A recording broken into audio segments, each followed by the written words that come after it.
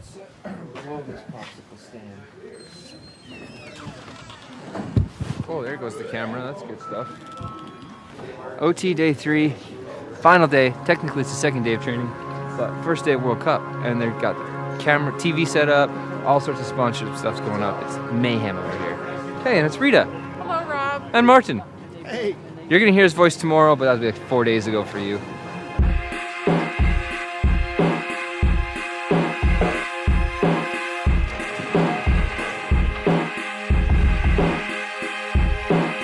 One of the stories that can continue is how training is unfolding and what the race looks like for tomorrow.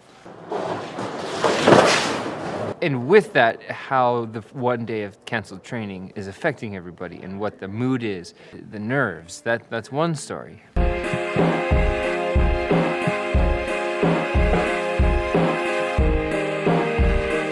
With regards to the first story, it's best captured in what the mood was this morning in the start house for the men. Yesterday was the first day of training technically because of the cancellation, and there was lighter spirits in the start house.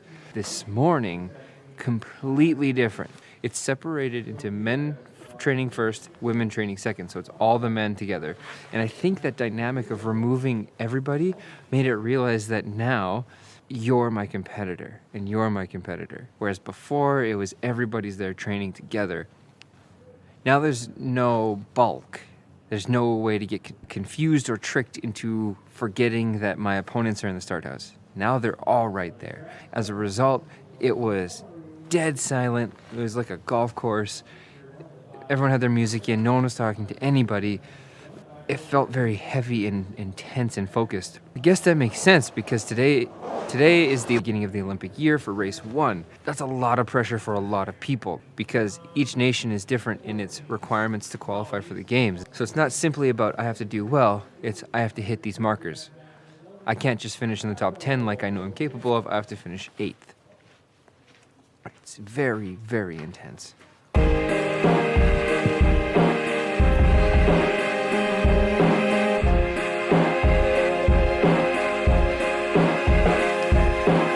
That's it, we're done.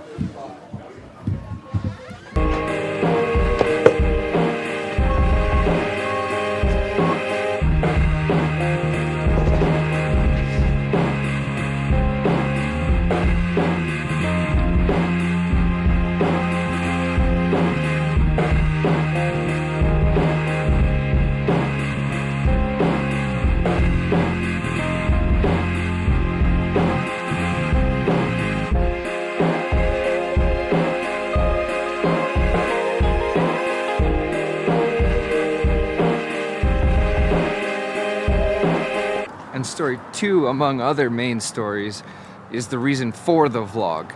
The introspection, the authenticity. That's story 2.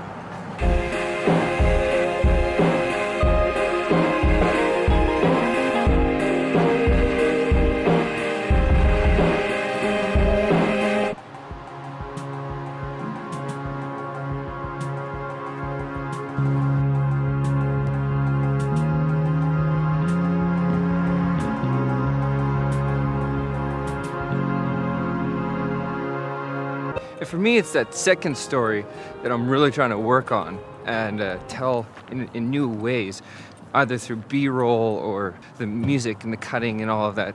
That's what I'm trying to work on as I develop my dialogue skill. Zach Lund, Team America, Austria. We're all going to the team captains meeting for the race draw tomorrow. Get race numbers, bibs, protocol, that whole thing. That's where we're off now.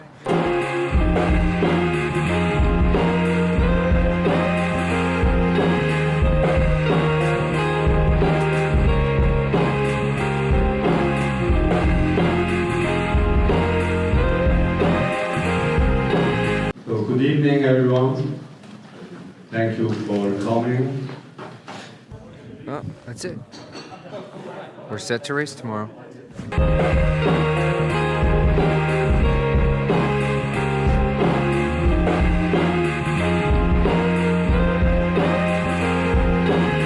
This was $9.99. The purpose of it is to count down between sleds. For the TV, there's a minute 50 per sled. I need to know exactly how much time is left. The whole purpose of the vlog was an experiment in kind of ownership of hopes and dreams for myself. An exercise in belief is what it started as. Believing that my story was interesting enough to tell, believing that I maybe had an interesting enough voice to tell it, and believing that my ability to learn this whole process was good enough to showcase it.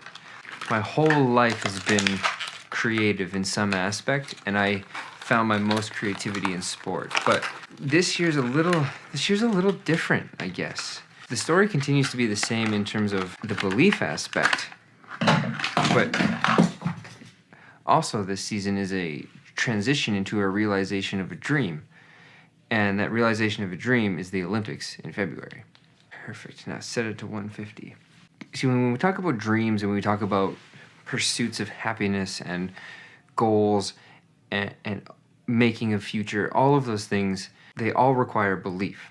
The biggest, most audacious goal I've ever had has been to be a part of an Olympics. I was in the bubble in the Vancouver Olympics, so I got to see what it was like. But this year going into Pyeongchang, I'm in the thick of it. It's the first time in my adult life where I will be realizing a dream. It's terrifying and exciting and nauseating and invigorating all at the same time, and it all starts tomorrow. The process is actually in line as of tomorrow. Once that race season starts, it's going to be February before I know it. And so what I've been doing is I've been taking time this week to remember that has been a dream for so long, and that has been a goal, and it has been something I've been striving for in some capacity. I never realized how this dream would come to pass, or even if it would come to pass. But 12 years ago when I started in the sport of skeleton, the Olympics was the dream. And to some extent, I think every North American kid has the Olympics as a dream at some point in their life. And I'm no different. I just never had one specific vision for the Olympics until I basically fell in skeleton's lap due to circumstance. And now it's 12 years later. And on this 12th year, I'm realizing how important belief and pursuit are. And so I'm going to bring this all together and say that I'm realizing the importance of belief in any pursuit has to start inside. And I'm realizing that now. My belief was always external. It was in the process. I believed in the road. But now, with YouTube and with coaching, I believe I'm supposed to be walking that road. There's a big difference. It makes it easier to take those steps when the road seems lost. If you're just believing that the road is worth walking, it's easy to get swayed and distracted. But if you believe you're supposed to be walking that road, it makes it easier to pursue. Easier, not easy. Maybe a better term is simpler to pursue, not easy. It's simple to continue to pursue it because that's where you're supposed to be. Might not be easy, but it's simple.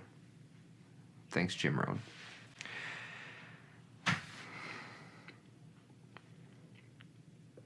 That's my watch opening insight on the story 2, the second story of today. Felt more of like a Big Brother sit-down camera interview. Nevertheless, that's where this vlog came from. That's where the vlog is going. That's where I'm at. That's the whole point of it. Introspection and authenticity. So, tomorrow the Olympic season begins. Good night.